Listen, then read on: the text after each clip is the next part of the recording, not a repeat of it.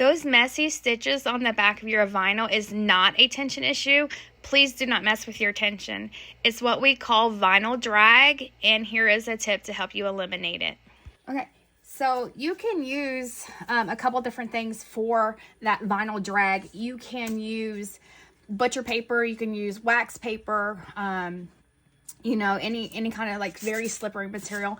I have some extra Badgemaster when I made patches the other day, so I just kept a little piece. I just got this little piece right here.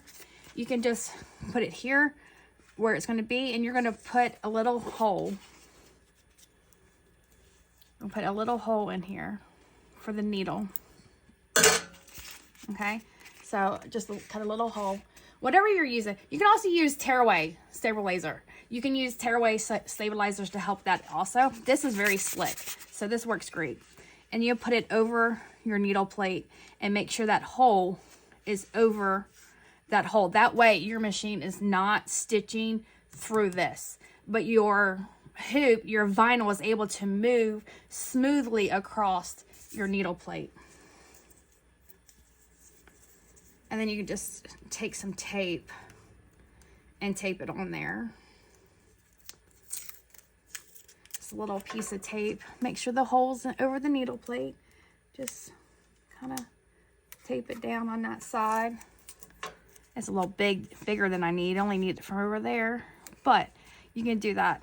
And then that way it is staying. Put a little piece of tape back. And then when your hoop is moving across this, it's very slick. So you should not have that vinyl drag anymore. You shouldn't have to adjust your tension when you stitch on vinyl. I stitch on it all the time. It's what I do. It's what I sell.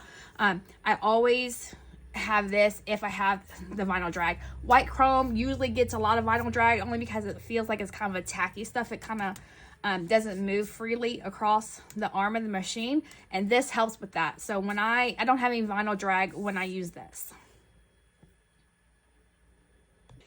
Now on my single needle flatbed, I do use a bigger piece of something, and I got some tape stuck in there.